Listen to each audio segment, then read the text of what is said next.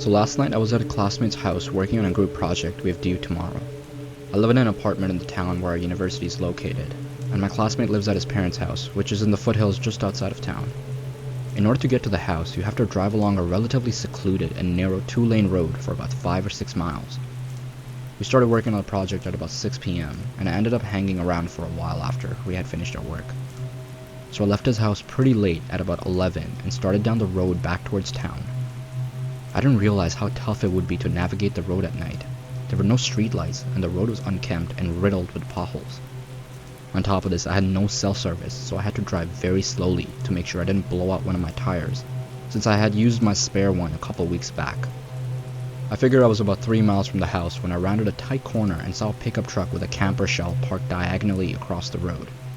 The manner in which it was parked completely impeded my path, and I couldn't drive around it because there was a gully on both sides of the road. The only way for me to go at this point was backwards, where there was a pull-off that I could use to turn my car around. At first I couldn't see inside the cab, but when I turned on my high beams, I saw that there was a man slouched over in the driver's seat, his head resting against the steering wheel, as if he had been knocked out after a bad accident. I immediately sensed something was wrong. The way his car had just coincidentally come to a rest in a position that totally blocked the road was a big red flag for me. I had heard stories of people playing dead in the road as a way to lure unsuspecting people out of their cars so they could rob them. I decided fuck this shit and elected to go back to my classmate's house and explain what was going on. I threw the car into reverse and kept my eyes darting back and forth between my rear view and the truck. I looked and saw that I was almost to the pull-off where I could turn around. When I looked back, my heart skipped about 5 beats. The man who had been slouched over in the driver's seat was now walking at my car at a hurried pace, while a few other men jumped out of the camper shell and started moving towards me as well. I panicked and accelerated backwards into the pull-off, which messed up the undercarriage of my car pretty badly. As I put it into drive, the guy was already at my passenger side door tugging on the handle, which thank the Lord was locked. I only caught a brief glimpse of him, but his face appeared to be scabbed and leathery. Definitely a meth head or some sort of drug abuser. I sped away and didn't slow down at all until I reached the house, constantly checking my rear view to see if they were following me. Thankfully they didn't tail me, and when I reached the house I explained what had happened to my classmate, and we called the cops. I was grateful that my buddy's parents were kind enough to let me stay the night. They didn't find anyone on the road matching the description, but I filed an incident report and they told me they would be on the lookout for similar vehicles and suspicious activity. But holy shit, I'm still so shook up over it. I keep getting the same adrenaline rush I got when I saw the guy charging me whenever I think about it. Please share similar experiences you've had. This would be great and appreciate it.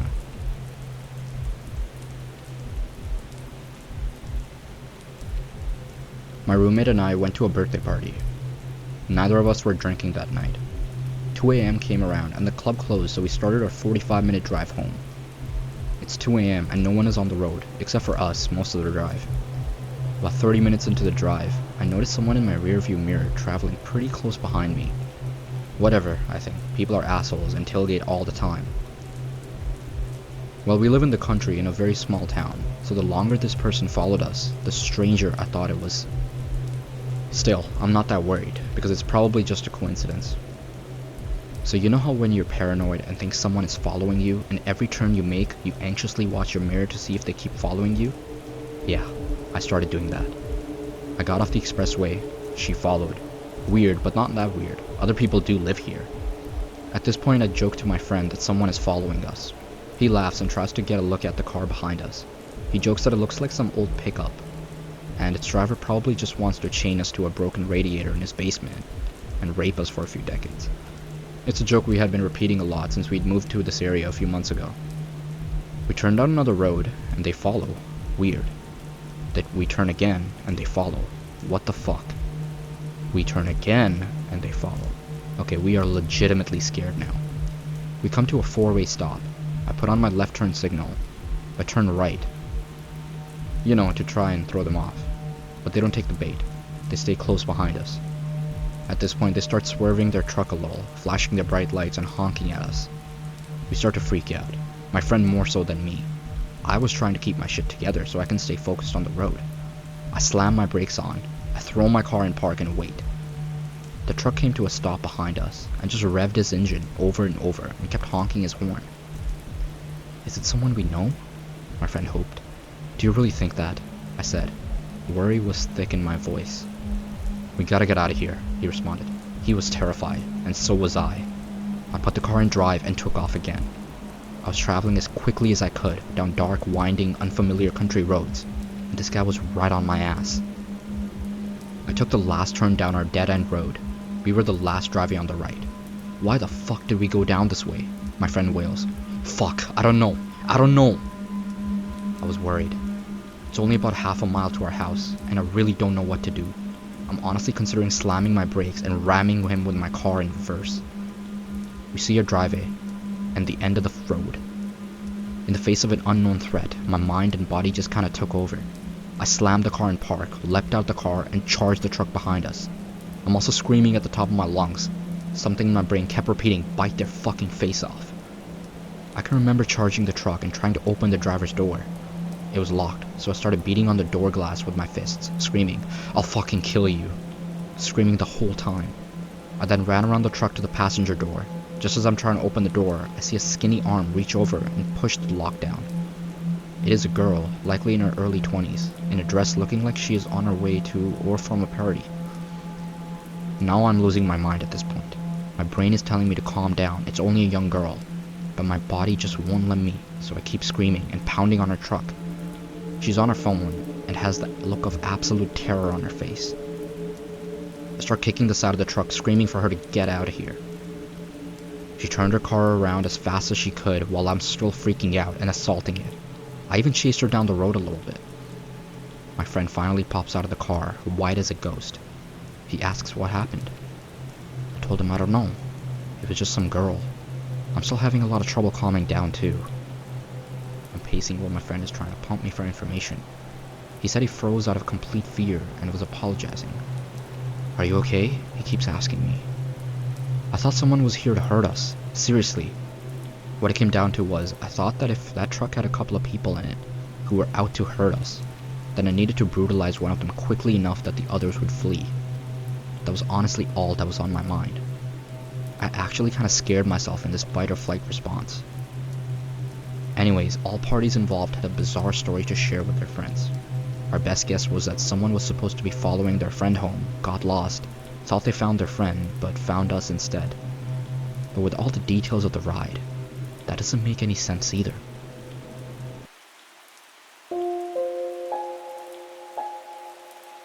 One time I went to the bar with one of my friends. I had just turned 21, so I hadn't been to too many bars up to that point. My friend was drinking on the way to the bar, so he was already pretty drunk when we got there. When I sat at the bar, a cute girl came and talked to me and my friend. She said her name was Candace, and I noticed she had really bright red hair. I assumed she dyed it. It was pretty, but unnatural. Anyways, the girl was flirting with me and my friend. She could tell my friend was already drunk. To be honest, I played along like I was drunk already too, since it seemed to be working for my friend. I don't know if she was trying to get free drinks, so I told her we didn't have much money. She offered to buy us drinks. She kept buying us drinks, and I started to get confused as to who she liked between me and my friend. My friend went to the bathroom. Before he came back, he was kicked out by the bouncers. He was too drunk. Candace and I went outside with him. She kept telling him to go home with her. He was so out of it he could barely answer her. I told her he was too drunk and that I couldn't let him go anywhere. I didn't want him to wake up hungover in some random house with no car and no idea what happened. Candace kept pushing it, saying that she would take care of him, but I told her no because I had to stay with him. I was more sober than him. He was my responsibility. I told her the only way he was going anywhere was if I tagged along. I assumed she thought that I was jealous or cock-blocking, but my friend could barely stand and lost interest in Candace already at that point. She immediately started flirting with me and offered to get my friend a taxi to drive him home and said we can go to her place alone. At this point I had a few drinks and I was pretty buzzed, so I agreed. We took my friend to the taxi and walked to her car. I stumbled slightly on the way to her car. "Whoa, you're pretty drunk, huh?" she said, smiling as she held onto my arm. "Yeah," I said. I don't know why, but I just felt slightly shy and anxious. Everything was just happening too easy for me, so I felt uneasy. We got in our car and we drove down the street.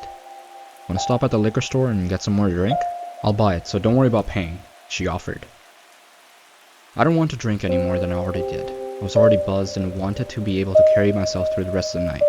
Sometimes I make myself look stupid when I'm drunk, so I didn't want to ruin anything with Candace more than I already did earlier by telling her my friend was too drunk. I told her I was already drunk enough, but she insisted.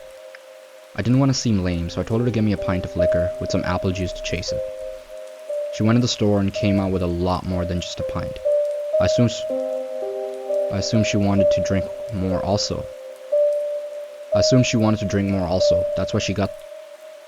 assumed she wanted to drink more also. That's why she got a fifth instead of a pint. On the car ride we passed the bottle back and forth, but she took tiny sips. I tried to take tiny sips, but she kept passing me the bottle and telling me to drink. I somehow managed to drink all of my apple juice. I'm pretending to drink the bottle by spitting the liquor in the apple juice bottle. I tossed the apple juice bottle full of liquor out the window before she saw it. I didn't want her to know I was acting drunker than I was. She actually believed I was sloppy drunk when I was simply buzzed. I took a couple more sips of liquor and finished the bottle. Throughout the car ride, I called her the wrong name a couple of times to get a reaction out of her. She didn't react to it. She just kept letting me call her Carla without correcting me. For some reason, I thought she lied to me about her name initially. We drove her to her house. I pretended to trip and stumble into her front door. She helped me walk inside by holding me up. She opened her front door, which was unlocked. We walked into her house, she closed her front door, and then locked it. I thought that was strange, but assumed she didn't want anybody walking in on us. I told her that I had to use the bathroom. I walked into her bathroom, locked the door, and looked in the mirror. I just felt strange. I felt like something was off. I felt myself becoming more drunk from finishing the bottle earlier. I turned on the sink to make noise and made myself puke up the liquor I drunk. I flushed and went to the sink and started drinking the tap water out of my hands to sober up. I just didn't want to be drunk, but I still wanted to hook up with Candace, so I just pretended to be drunk. I turned the sink off and I could hear her talking to someone. He's drunk as hell. He can barely stand up. You do it. Who is she talking to? And do what? I walked out of the bathroom and into the living room. The moment I stepped into the living room, I saw her walking into another room. All I could see was the back of her head. That strange, very bright red hair going to another room. I didn't see her face or anything. I just saw her kind of walk fast into the room. The living room was pretty dark. Hey, where are you going? I slurred like I was drunk.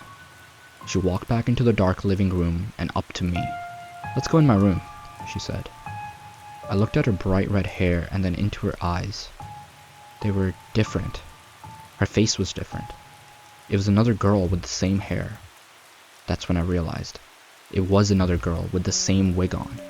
It was a wig the whole time. She had changed it with the girl from earlier for whatever reason. My heart felt like it stopped, but I tried to look like I had no idea it was a different girl.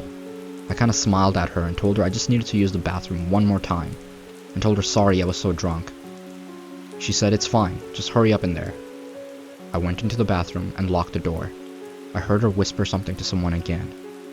This time, I think I heard a male voice whisper back. I honestly didn't concentrate on listening to exactly what she said.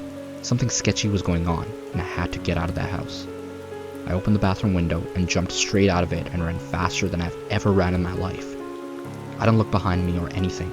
I just ran through the backyard, jumped the fence, ran through someone else's yard, hit a road, and ran towards the main road. I ran into the store and stood straight at the front of the store in front of the camera. I called a taxi and went home. I tried to think about what happened that night. What was she, or they, planning that night? Why did she tell me a fake name? Why was she trying to get my friend and I so drunk? I thought maybe it was a robbery, but she kept spending money on us. She kept buying us drinks and even paid for my friend's taxi cab. And mostly, why did she wear a wig that she gave to another girl to wear? Who was she talking to? What did it mean? And what was in that room they tried to lure me into? A little update, the next day after this incident, I went back to the house with a couple of friends to see what was going on. Nobody was there. No cars, no people, nothing. Just an empty house. I ended up finding out that the house was a summer rental, and whoever those people were, they broke into that house and used it for only that night, and never came back.